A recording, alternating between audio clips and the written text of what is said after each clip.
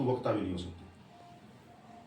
क्योंकि जानकारियां जरूरी हैं, और जानकारियां भी हवा की नहीं होनी चाहिए, उसके सबूत होने चाहिए। जैसे एक धागा होता है, बहुत कच्चा होता है धागा, लेकिन वो सच बोलता है, वो टूट जाएगा लेकिन झूठ नहीं बोलेगा। कैसे कि किसी ने कहा कि दीवार टेढ़ी है, तो धागा को पकड़ा और उधर से उधर लगाया, धागे ने कह दिया थी नहीं सीधी है। लेकिन पागल क्या कर रहा है, नहीं टेढ़ी, तोड़ी धागे ने, तो क्या धागे ने सच बोलना छोड़ दिया? जी नहीं। तराजू है, अगर आप उसके साथ छेड़खानी नहीं करते तो वो कभी झूठ नहीं बोलेगी। जितना वजन है तोल के कह देगी कि जी राइट है। अगर कोई मूर्ख कहेगा अगर नहीं साढ़ा 2 किलो का तो 1 किलो है, अरे भाई ये ताकने पर तारी नहीं खा, तो उस चीज को मानना चाहिए क्योंकि वो सही है। मीटर 1 फुट का 12 इंच, दुनिया के किसी कोने में चले जाओ वो उतना ही रहेगा, वो कभी घट नहीं बचा। जब तक इस तरह की जानकारी आप अपने दिमाग में नहीं लोगे तब तक आपको हर ये जैसे पार्टी हम नहीं। हमारे देश की जो व्यवस्था है, एक 2 तरह की व्यवस्थाएं होती हैं यहाँ पे। एक होती है राज व्यवस्था जो राज चलाता है, एक होती है समाज व्यवस्था जिस समाज में हम रहते हैं, और आप ये देखते भी होंगे। और जो राज किसका होता है, जिसका कब्जा समाज के ऊपर होता है या जो मेजोरिटी में है उसकी राजनीति चलती, क्योंकि जो माइनॉरिटी में तो उसकी चलती ही नहीं। फिर आ जाती है भाई समाज व्यवस्था किसके कंट्रोल में है, वो एक धार्मिक विचार है जिसकी वजह से वो कंट्रोल में है, और वो क्या है, वो मंदिर। वो मंदिर संचालित करता है पूरे समाज को, पूरे गांव को, और वो उसके बंधन में है। अब बात आती है मंदिर किसके बंधन में है। आप सभी जानते हैं मंदिर किसके बंधन में, आपके तो बंधन में नहीं है ना, आपके बंधन में, किसके बंधन में। और सारी व्यवस्था उसी पे टिकी है। ऊपर तक की व्यवस्था अगर उसको नीचे से काट दे तो ऊपर की व्यवस्था ध्वस्त हो जाती है।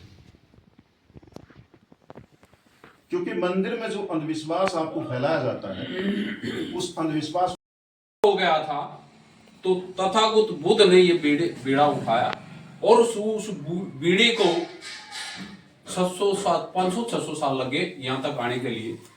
उसके बाद ये ज्योतिबा फुले हैं, महात्मा ज्योतिबा फुले, ये सैनी जाति से हैं, पूर्णा के रहने वाले हैं। और सर छोटू राम पता है, इन्होंने कास्टे मनादी में जाट कम्युनिटी से बिलोंग करते हैं। छोटू राम ने भी इन बरादरी को, क्योंकि आज हमारा जो समाज है यहाँ का इतना अंधविश्वास में आ गया कि अपने महापुरुषों को पढ़े नहीं रहा। हमने भी नहीं पढ़ा, मैं भी 34 साल की नौकरी करा, 12 साल रिटायरमेंट हो गए, लेकिन मैंने भी नहीं पढ़ा, हमें भी नौकरी ऐसे गवा दी। जब हम अपने महापुरुषों को पढ़ेंगे तो हमें ज्ञान होगा ये था क्या और हम क्या है। आज जो हम नहाए धोए कपड़े पहने हैं तो ये सब इनकी देन है। छोटू राम ने कहा है, अगर ए बोले किसान, पहले तो तू बोलना सीख, दूसरी बार तू दोस्त और दुश्मन की पहचान कर। तेरा कौन दुश्मन है, कौन तेरा मित्र है। क्योंकि पहले तो हमारे यहाँ का देखो, हम भी गांव में भी गांव का रहने वाला हूँ। आप बोलते हैं बेजाटों की भाषा क्या है, उन्होंने कहता है पहले तू बोलना सीख, बोलेगा तू तेरे को दोस्त और दुश्मन की पहचान हो जाएगी कौन है। उसने कहा मंडी और फंडी। मंडी मीन बढ़िया और फंडी मीन ब्राह्मण। उसने मतलब डायरेक्ट नाम ना लेकर इनडायरेक्टली नाम लिया है। ये किताबों में क्लियर किया हुआ उसने। क्योंकि जब अंग्रेजों का राज था, ये जितनी खेती बाड़ी थी, आज तो हमारा यहाँ का जमींदार कुछ भी कहो, ये जमीन सब बड़ियों के पास थी। यदि छोटू राम पैदा ना होते तो ये जमीन इनके पास ना आती। जब जमीन ये उनके पास थी तो हम लोगों को क्या कहा करते, वो जमीन जो ये जो काश्तकार थे, अंग्रेजों ने कानून पास किया है, हम होते थे मुजाहिरे।